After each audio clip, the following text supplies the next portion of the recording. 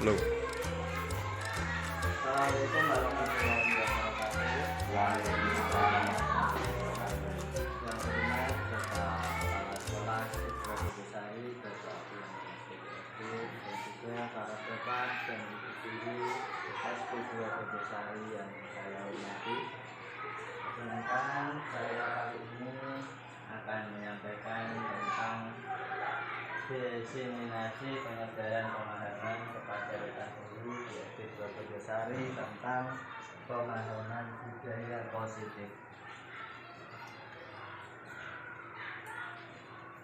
Calon guru penggerak angkatan 7.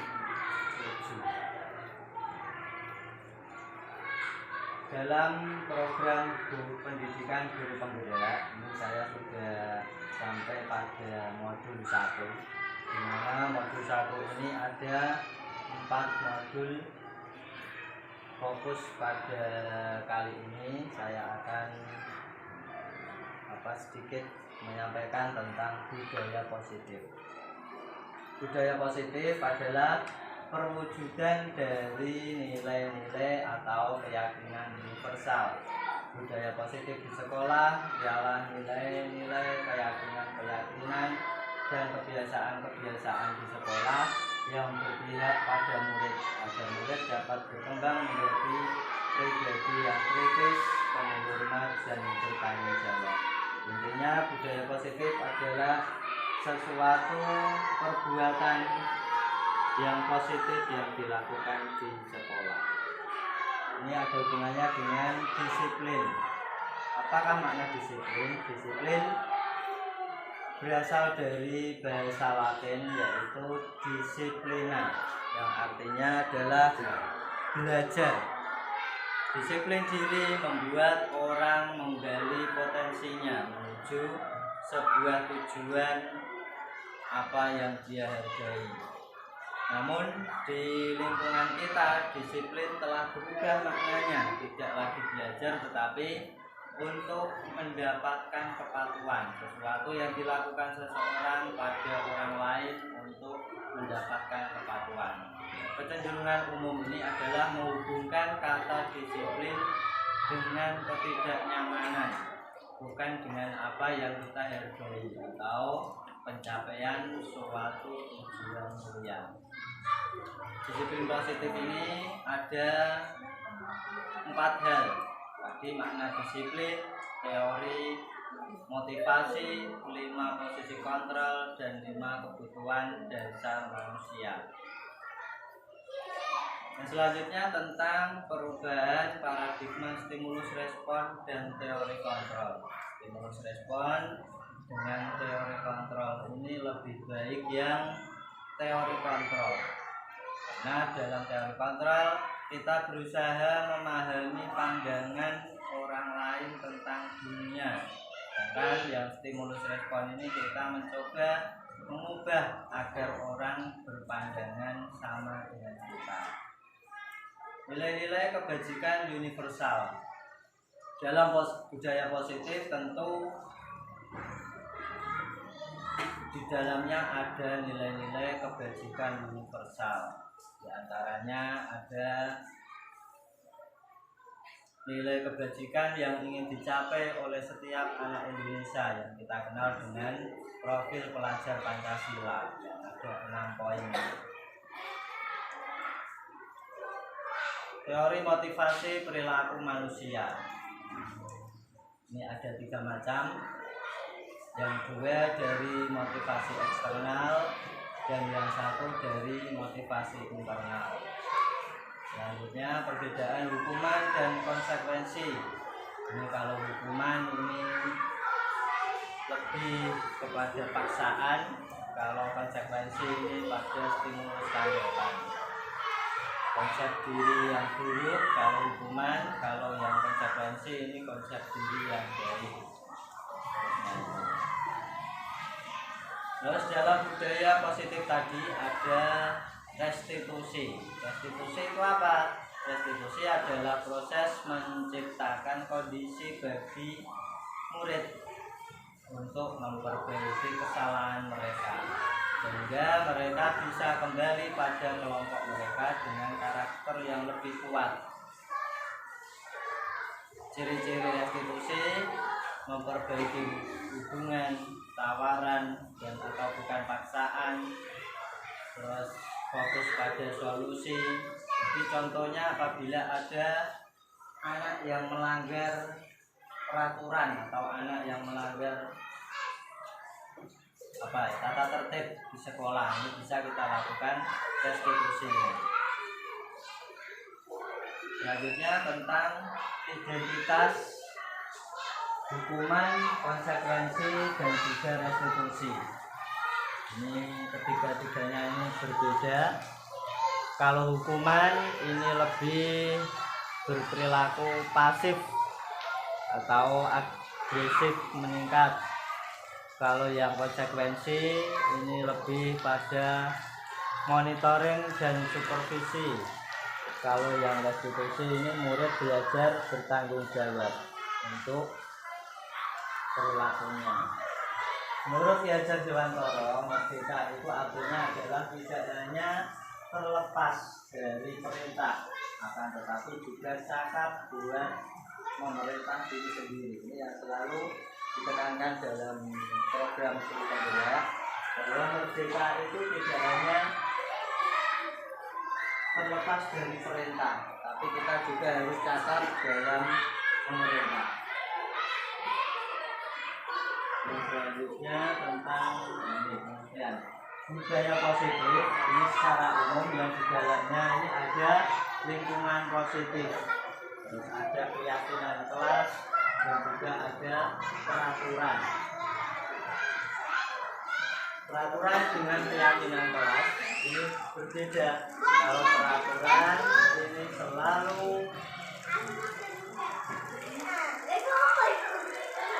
mengembalikan buku ke tempatnya. Ini peraturan. Kalau keyakinan kelas ada bentuk tanggung jawab di dalamnya. Terus yang kedua, dilarang mengganggu orang lain. Bahkan kalau keyakinan kelas menghormati orang lain. Kebutuhan dasar manusia ini ada 5, yaitu yang pertama kebutuhan kasih sayang dan rasa diterima, penguasaan, kesenangan, kebebasan, dan juga hidup. Kebutuhan hidup. 5 posisi kontrol, ini ada penghukum, membuat orang merasa bersalah, teman, pemantau, manajer.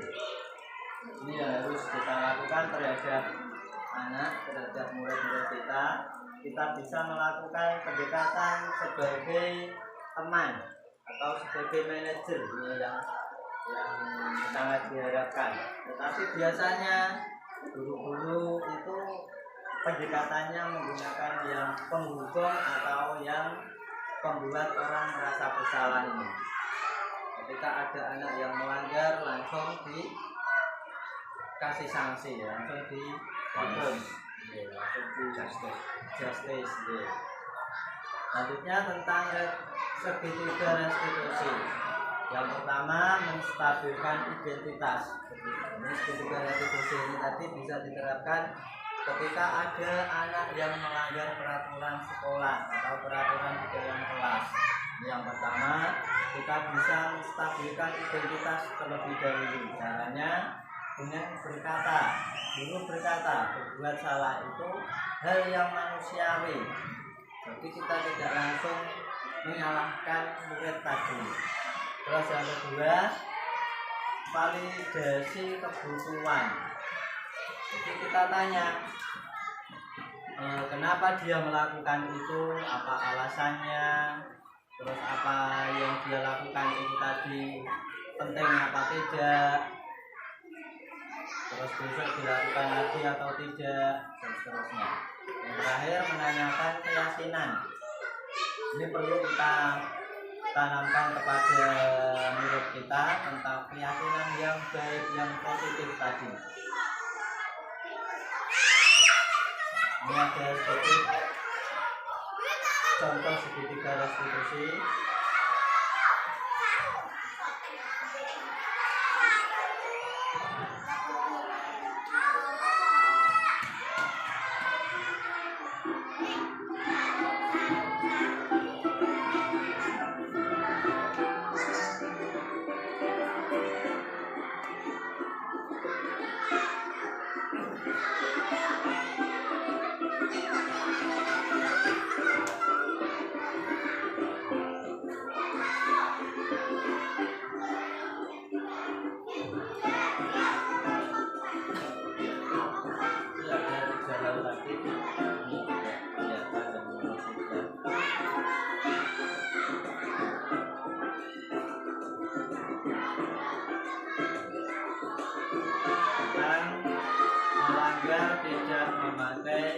kaos kaki.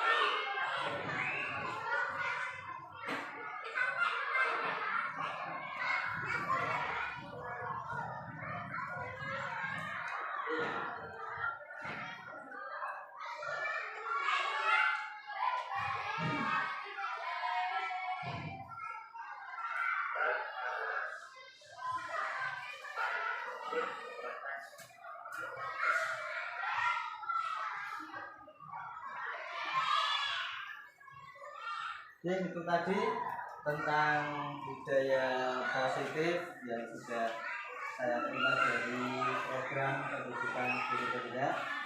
Mungkin dari Bapak Ibu ada yang menanggapi atau ada yang ditanyakan, silakan. Atau sudah paham semua? Saya Pak, adalah masalah tolong diulangi masalah motivasi tadi Pak, masalah motivasi ada eksternal, internal dan tolong dijelaskan masalah motivasi tersebut. Tentang motivasi ini ada dua macam, ada motivasi eksternal dan ada motivasi internal.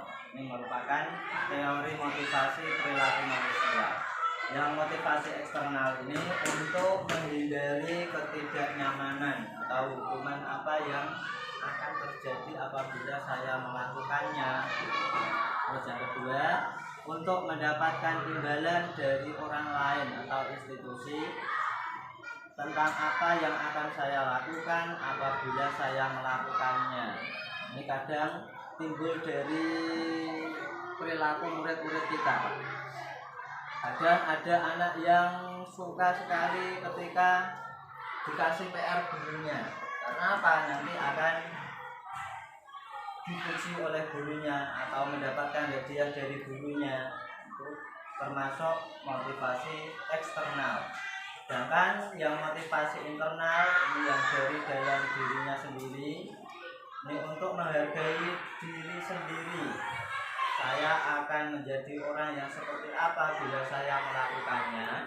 Sebelum melakukan sesuatu, murid tadi sudah berpikir terlebih dahulu tentang apa yang akan dilakukannya. Ini termasuk motivasi eksternal dan masuk pada tujuan disiplin positif. Berarti motivasi eksternal, berarti motivasi yang timbulkan dari luar Pak ya. Contohnya misalnya dari guru misalnya, kalau bisa ini dikasih waktunya atau apa gitu Pak. Kalau motivasi internal berarti dari dirinya sendiri. Kalau saya belajar dengan dia mungkin saya bisa jadi juara. Berarti tadi itu motivasi internal Pak ya. Ingin menjadi dokter dan sebagainya ya. Cita-cita tadi Pak, motivasi internal. Jadi dari dalam Pak, dari dirinya sendiri Pak. Iya, dari dirinya sendiri Pak. Oke, Bapak Ibu. Terima kasih atas waktunya, atas kesediaannya. Intinya tadi budaya positif di sekolah ini harus kita terapkan di sekolah kita. Tentu dengan kolaborasi antar sesama guru ini yang paling penting. Guru-guru harus kompak, harus melakukan budaya positif ini tadi. Terima kasih. Banyak kekurangan dari saya, mohon maaf yang sebesar-besarnya. Akhirul kalam, wassalamualaikum warahmatullahi wabarakatuh. Waalaikumsalam warahmatullahi wabarakatuh. Terima kasih.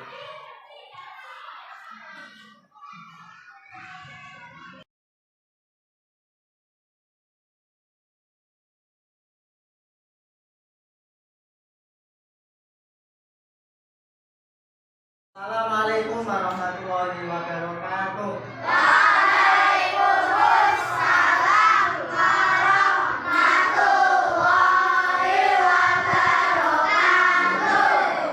Sebelum pembelajaran kita mulai, kita berdoa dulu bersama-sama. Dipimpin oleh Ketua Kelas kemudian Doa dimulai.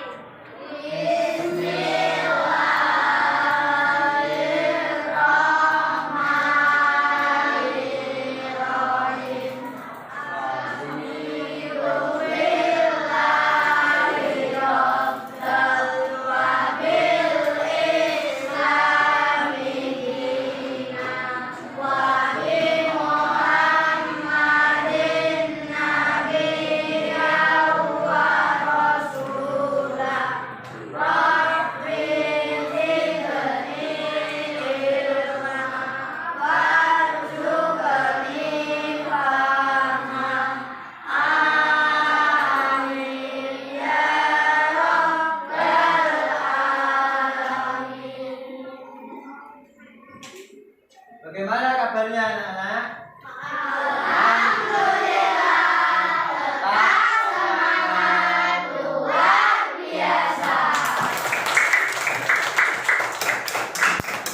Sebelum pembelajaran kita mulai, Pak Guru akan mengabsen dulu cek kehadiran kalian. Abi, Bilal, Jovian, Ditya, Aisyah, Iqbal, Fania, Atar, Fadli. Semua ya? Alhamdulillah. Hari ini sebelum pembelajaran kita mulai, kita akan membuat keyakinan kelas terlebih dahulu. Keyakinan kelas itu apa? Salah satu disiplin positif yang bisa kita terapkan dalam membangun budaya positif di sekolah. Jadi hal-hal positif yang bisa kita lakukan di kelas itu namanya keyakinan kelas. Beda dengan peraturan kelas. Kalau peraturan kelas itu tata tertib. Tata tertib itu biasanya secara rinci, tetapi ini keyakinan kelas secara umum, secara universal. Dan pernyataan kelas ini dibuat dalam bentuk positif. Contoh seperti berpakaian yang rapi ketika berada di dalam kelas, terus tidak berbicara sendiri ketika pembelajaran dilaksanakan, dan seterusnya. Ini Pak Guru akan membagi sticky note, nanti bisa dikerjakan di sticky note ini.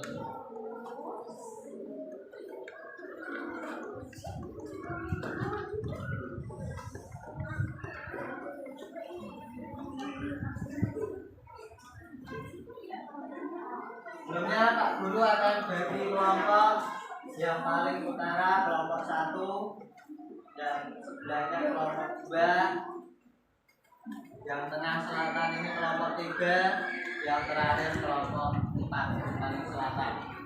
Ya, bisa ditulis di sticky note tadi, nanti ditempel di depan. Ayo segera ditulis keyakinan kelas kalian yang menurut kalian baik ketika dilakukan di dalam kelas.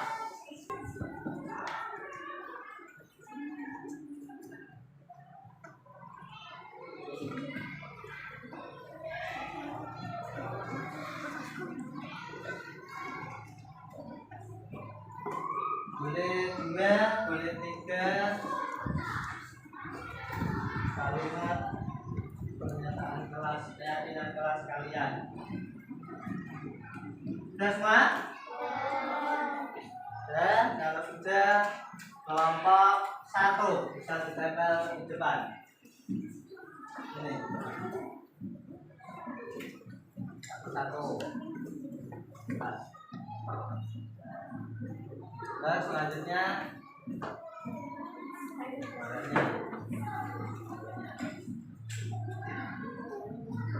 terus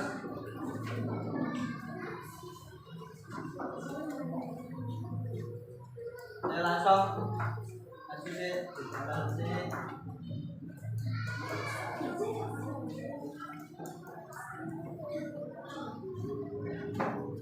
Langsung kelompok 2 jadi depan.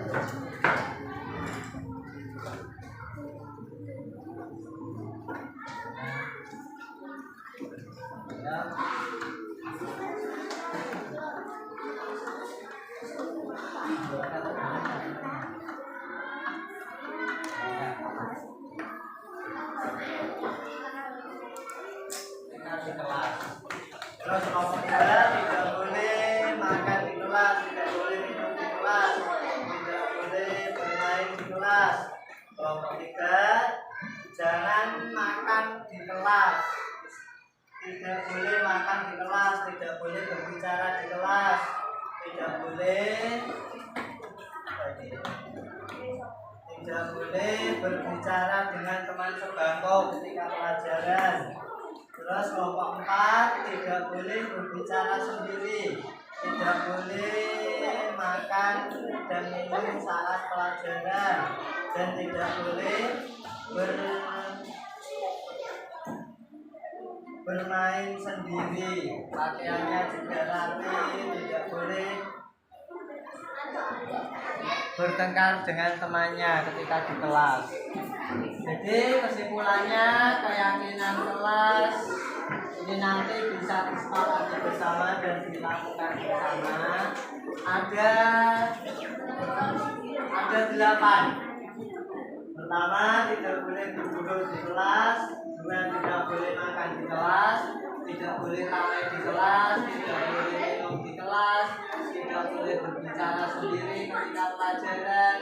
Tidak boleh bertengkar di kelas, berpakaian atau berseragam lengkap, saling membantu dengan temannya ketika di kelas. Disepakati bersama? Setuju? Kalau setuju berarti keyakinan kelas ini nanti dilakukan ketika kalian berada di kelas dan ditaati. Nanti hasil dari keyakinan kelas ini nanti Pak Guru akan tempel di salah satu sudut di kelas 5 ini supaya bisa mengingatkan kalian ketika berada di kelas. Yang dilakukan adalah keyakinan kelas yang sudah kalian sepakati tadi. Tepuk tangan untuk kalian semua.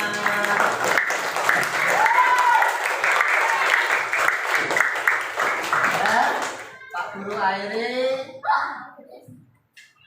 kalam. Wassalamualaikum warahmatullahi wabarakatuh. Waalaikumsalam warahmatullahi wabarakatuh. Saya boleh istirahat. Tunggal kali 3. Assalamualaikum warahmatullahi wabarakatuh. Saya Bapak Boyamin Sarjana Sekolah Dasar Kepala SD 2 Gondosari mau menyampaikan testimoni kepada calon guru penggerak, yaitu Bapak Fatur Rahman Sarjana Pendidikan Islam. Aksi nyata yang disampaikan Bapak Fatur Rahman kemarin yaitu pada tema budaya positif secara keseluruhan sudah sangat bagus dan menarik. Hal ini dibuktikan saya dan Bapak Ibu Guru dalam mengikuti aksi nyata tersebut seolah-olah terbius, sehingga secara tidak langsung kami ikut belajar pada aksi nyata tersebut.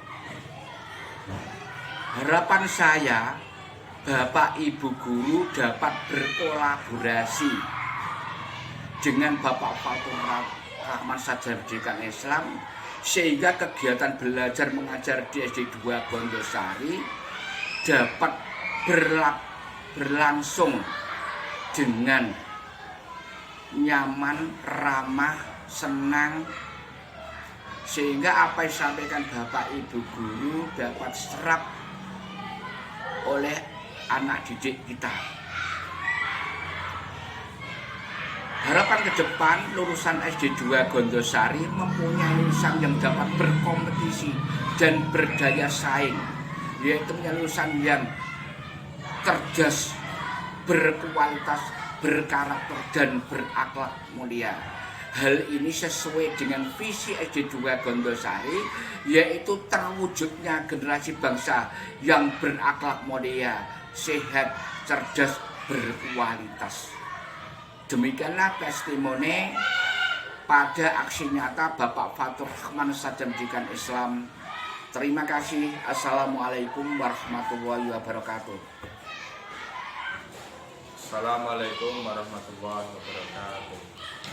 Saya Triharyanto SPGSD dari SD2 Gondosari, mengajar di kelas 3, akan menyampaikan testimoni tentang budaya positif yang disampaikan oleh Bapak Fatur Rahman, Sarjana Pendidikan Agama Islam. Menurut saya, Pak Fatur sudah menjelaskan secara rinci, urut, dan dapat dipahami oleh semua guru, dan harapan saya nanti semua guru bisa berkolaborasi karena mendapatkan ide-ide baru. Kita tidak harus menghukum dalam mengubah perilaku siswa, tapi menggunakan restitusi yang menumbuhkan kesadaran bagi siswa untuk mengubah perilakunya. Semoga dengan berkolaborasi dengan guru-guru lain bersama Pak Fatur, SD2 akan menumbuhkan generasi-generasi bangsa yang berbasis Pancasila menjadi generasi pelajar Pancasila yang cerdas, berkarakter, dan dapat berguna bagi nusa, bangsa, serta agama. Demikian yang dapat saya sampaikan. Atas kurang lebihnya kami mohon maaf. Assalamualaikum warahmatullahi wabarakatuh.